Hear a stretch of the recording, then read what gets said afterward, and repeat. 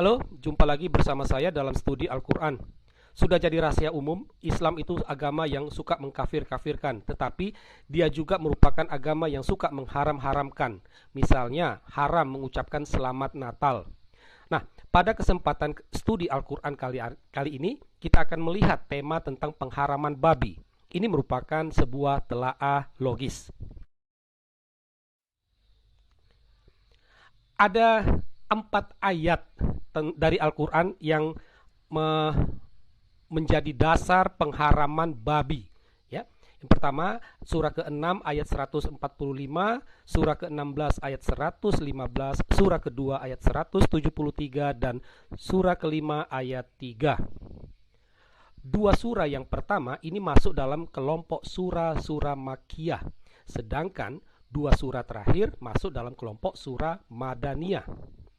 Sekalipun berbeda tempat turunnya wahyu, keempatnya merupakan wahyu Allah. Ya, karena apa?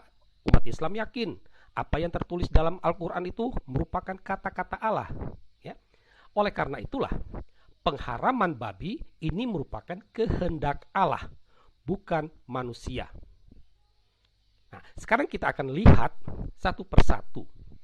Dalam surah ke-6, di situ dikatakan yang diharamkan itu adalah hewan yang mati, darah yang mengalir, daging babi, dan seterusnya. Dalam surah ke-16, di situ dikatakan yang diharamkan adalah bangkai, darah, daging babi, dan hewan yang disembelih bukan atas nama Allah. Sedangkan surah kedua yang diharamkan itu adalah bangkai, darah, daging babi, dan seterusnya. Dalam surah kelima yang diharamkan itu adalah bangkai, darah, daging babi, dan seterusnya. Ya, jadi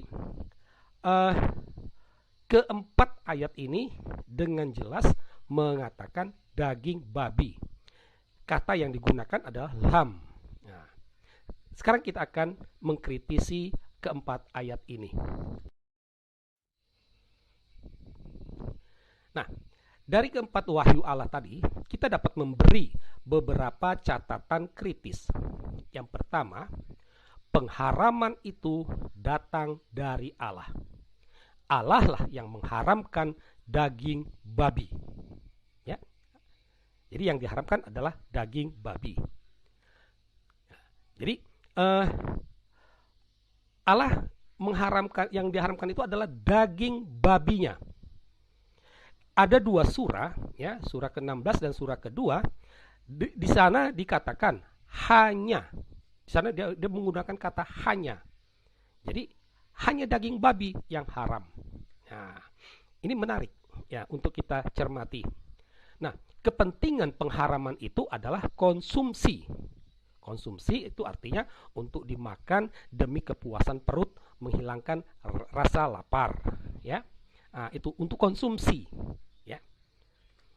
Dasar pengharaman kotor, ya. Nah, dasar pengharaman ini terdapat ada satu ayat saja, yaitu dalam surah ke-6. Ya. Akan tetapi ada ruang toleransi, ya, ada ruang toleransi dari keempat wahyu tadi. Ada ruang toleransi diberikan oleh Allah. Artinya umat Islam boleh makan babi dan itu tidak masuk dalam kategori dosa, ya. Tetapi untuk ini ada syaratnya, ya. Syaratnya adalah keadaan terpaksa, dan yang kedua tidak melampaui batas. Nah, jadi Allah masih membuka ruang toleransi, ya, dengan dua persyaratan. Nah, kalau kita mencermati pengharaman babi saat ini, dapat dikatakan terjadi pergeseran makna dan pesan. Ya. Pertama, dari daging ke semua unsur babi. Ya. Ingat loh, awalnya Allah hanya mengharamkan daging babi, bukan semua unsur babi. Ya. Unsur babi itu ya lemak, kulit, tulang, enzim, hati, jantung, dan lain sebagainya. Nah, ini unsur-unsur babi. Lemak, kulit, tulang, enzim itu jelas berbeda dengan daging. Anak SD sudah tahu itu, ya. Anak SD tahu bahwa tulang tidak sama dengan daging, kulit itu bukan daging, apalagi enzim, ya jelas itu bukan daging. Nah, tetapi faktanya semua unsur babi ini haram, dan yang bertanggung jawab di sini adalah ulama.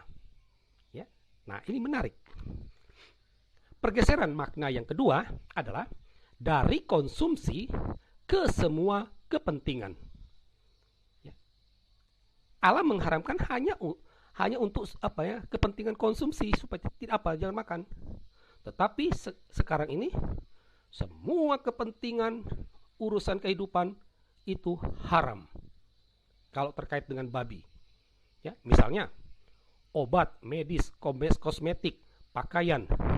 Kalau di sana terdapat unsur babi, maka diharamkan. Padahal kosmetik bukan kepentingan konsumsi, obat bukan kepentingan konsumsi, apalagi pakaian. Sejak kapan pakaian dimakan? Nah, itu ya. Jadi ada pergeseran makna dan pesan. Dan yang bertanggung jawab di sini adalah ulama. Nah, dari sini kita dapat membuat kesimpulan kecil. Ya. Terjadi pergeseran wewenang dari Allah kepada ulama. Ya. Dan yang menarik adalah umat lebih tunduk kepada ulama daripada Allah. Ya. Allah hanya mengharamkan daging babi, tidak semua unsurnya. Tetapi ulama mengharamkan semua unsurnya, dan umat Islam lebih taat kepada ulama daripada Allah. Nah, ya bisa dikatakan ulama lebih berkuasa daripada Allah. Ini yang sangat menarik. Ulama lebih berkuasa daripada Allah. Luar biasa. Mengapa ulama lebih berkuasa? Ini setidaknya ada dua alasan yang saling berkaitan, ya, yaitu politik dan ekonomi. Ya. Kalau politik itu terkait dengan mau menunjukkan siapa sih yang berkuasa. Ya. Jadi dengan menyatakan ini haram, orang mau menunjukkan bahwa dia berkuasa. Ya, kekuasaan itu ditunjukkan bukan hanya kepada umat muslim, tetapi juga umat non-muslim. Ya. Itu model seperti ini. Jadi ini ada unsur politiknya. Sedangkan ekonomi, ya apalagi kalau bukan uang. Ya. Kita kenal dalam soal haram halal ini, di sana ada sertifikasi halal. Kamu kalau mau mendapatkan barang daganganmu itu bisa dijual belikan, harus ada sertifikasi halal. Kalau tidak bisa. Ya. Dan sertifikasi selalu ujung-ujungnya adalah uang. Kita kenal, kita tentu ingat kasus produk-produk dari Jerman yang tidak bisa masuk karena mereka belum bayar dalam tanda petik uang uang syariah kah? Ya mungkin bisa dikatakan begitu. Sedangkan negara-negara lain karena mereka membayar, mereka bisa memasukkan barang-barangnya. Jadi artinya MUI lebih berkuasa dari negara. Ini luar biasa. Jadi bukan hanya sekedar mereka lebih berkuasa daripada Allah, mereka lebih berkuasa daripada negara. Nah, kita akan melihat sekarang alasan pengharaman. Tadi dikatakan bahwa Al-Quran adalah kitab yang jelas, ya, Alkitab yang jelas. Jelas di sini ya, kalau dikatakan demikian, ya itulah artinya. Kalau dikatakan membunuh, ya membunuh artinya menghilangkan nyawa seseorang. Itu tidak bisa diartikan makna kias lain itu. Nah, akan tetapi dalam surah ke-6 ayat 145, haram itu disebabkan karena daging babi kotor. Ya, bukan babi, daging babi kotor. Nah, akan tetapi kita bisa bertanya apa yang dimaksud dengan kata kotor ini. Sama sekali tidak jelas. Ya.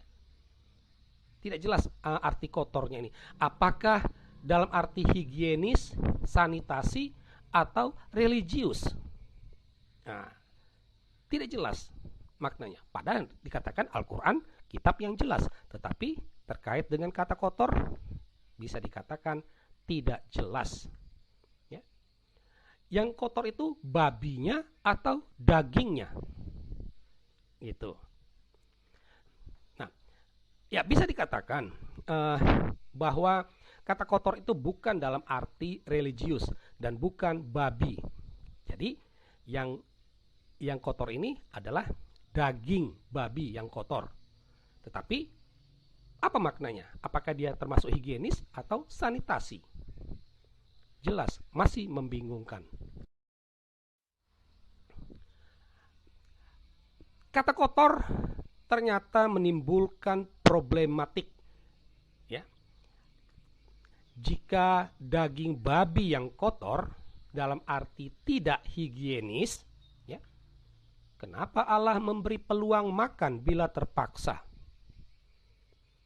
Kita bisa bertanya, tadi yang diharamkan itu termasuk bangkai. Apakah kalau dalam keadaan terpaksa bangkai juga boleh dimakan? Itu. Kenapa ada orang makan tetapi tak ada masalah dengan kesehatan? Nah, ini problematiknya. Yang kedua, jika di masa depan ditemukan cacing pita sebagai sumber penyakit, kenapa hewan lain yang membawa penyakit tidak diharamkan? Ya.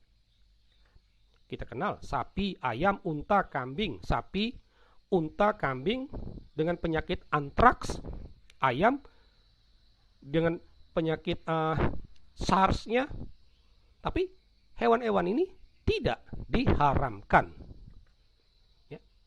Apakah Allah hanya mampu melihat penyakit pada babi saja, sedangkan hewan lain tidak? Jika daging babi yang kotor dalam arti sanitasi, pertanyaannya, apakah orang Arab makan daging tanpa dicuci dulu? Kalau memang demikian, wah, kurang bijaksananya Allah. Kebiasaan buruk satu kelompok orang masa langsung digeneralisasikan ke kelompok orang yang lain? Belum tentu. Ya, bisa saja masyarakat Islam di tempat yang lain punya kebiasaan mencuci dulu baru dimasak. Ya. Bukankah sebelum dimasak daging itu seharusnya dicuci dahulu? Nah, ini problematik dari kata kotor. Jika kotor dimaknai makanan babi yang kotor atau sifat buruk yang babi, yang ini seringkali dijadikan dasar pembelaan bagi umat Islam, ada banyak makanan hewan lain kotor tetapi hewan tersebut tidak diharamkan. Ada banyak sifat buruk hewan lain tetapi tidak diharamkan. Misalnya kambing, ya, dia suka kawin di sembarang tempat, di depan umum. Ini kan sifat buruk. Ayam juga begitu. Ya, malah anaknya setelah besar udah kawin lagi sama ibunya. Ini kan tidak baik, sifat buruk itu. Sapi suka berkubang, dikenal sebagai hewan yang bodoh. Ya. Tapi kenapa tidak diharamkan? Nah, dari uraian-uraian di atas, kita sampai kesimpulan logis. Ya. Yang pertama, terjadi perluasan makna dan pesan pengharaman babi. Ya. Dan yang bertanggung jawab sini adalah ulama. Sehingga bisa kita katakan ulama lebih berkuasa daripada Allah. Sekalipun Al-Quran dikenal sebagai kitab yang jelas, namun faktanya dasar pengharaman babi tidaklah jelas. Allah tidak paham soal makanan. Allah punya sentimen terhadap babi. Nah, demikianlah kesimpulan kajian studi Al-Quran kita kali ini. Sekian dan terima kasih.